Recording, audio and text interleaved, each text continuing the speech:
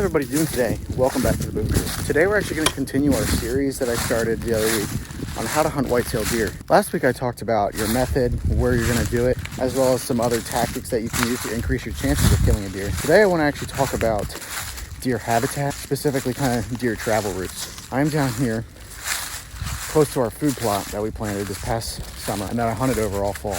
It's in a secluded area and a lot of deer are always back in here. The first thing I want to talk about is deer bedding. But the spot that I'm in now is a really thick area full of briars, small shrubs, lots of different stuff like that. If you look in front of me, this is what I'm talking about, this whole area right here. Now just looking at it, it might not look like much except a bunch of thick stuff. Well, actually, this area right here is actually the point of a ridge.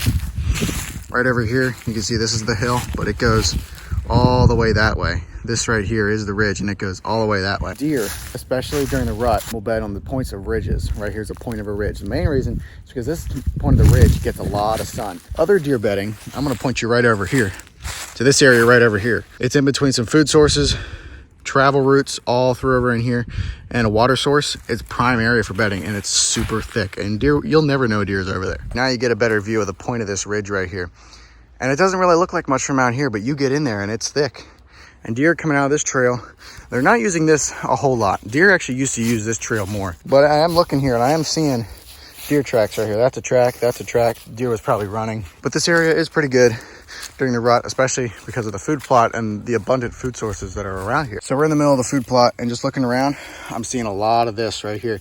All these little bit off stems. So deer are in here and they're grazing it down because I can see it almost looks like a lawnmower came through. It's very uniform and deer are definitely in here eating it. One of the things I said on our last How to Hunt Whitetail Deer series is I said plant food plots. That is a legal tactic you can use to attract deer and make your chances better. This is what I'm talking about. So this food plot right here is right next to a hill, okay? I will get to why that hill is important in a minute. We talked about the point of a ridge over here. That's good for bedding. Really well used deer trail right there with a lot of buck scrapes and buck activity. Lots of thick area over there as well. Like this, a lot of this area is thick, so very good bedding and travel routes. We have a really well used food source up here, up top, and then more travel routes and bedding right over here. This food plot is right in between all that. Now this food plot does not do a whole lot because of this big old field out here.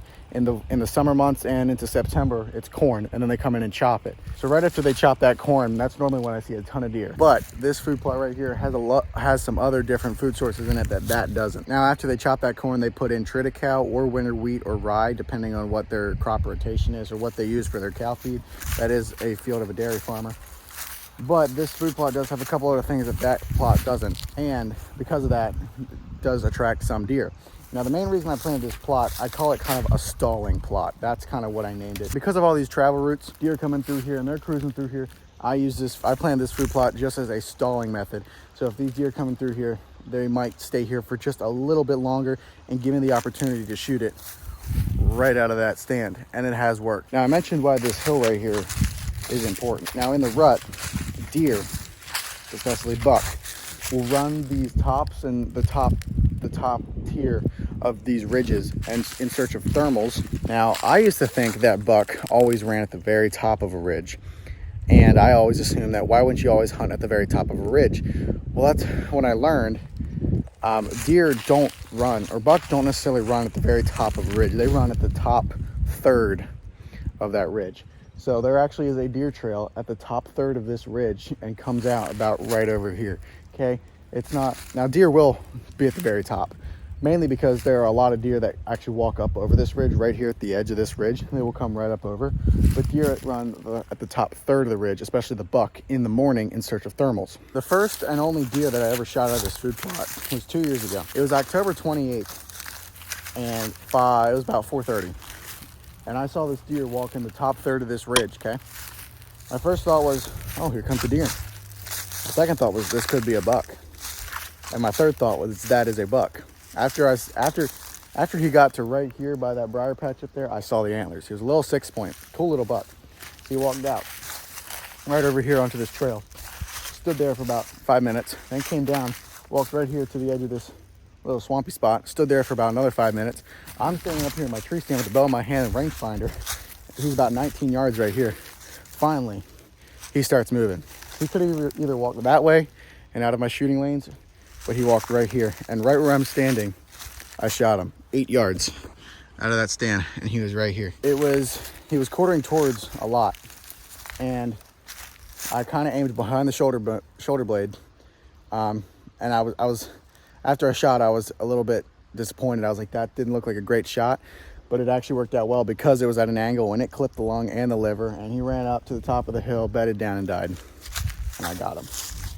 Now, there is a lot more that I can tell you guys about deer habitat, travel routes, and bedding, and we will cover that in another episode. But like I said, the things I want you to take away are deer bedding at the point of a ridge, bucks running the top third of a ridge, and travel routes and food plots. Use those to your advantage, and you might have a better chance of getting a deer this year.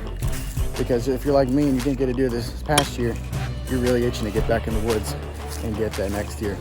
Thank you guys for watching. I hope you found this video informative, and I can't talk, and a little bit entertaining. If you liked it, give it a big thumbs up, and if you want to see the next video of this series, leave a comment down below. Hope to see you guys in the next video, and we'll see you later.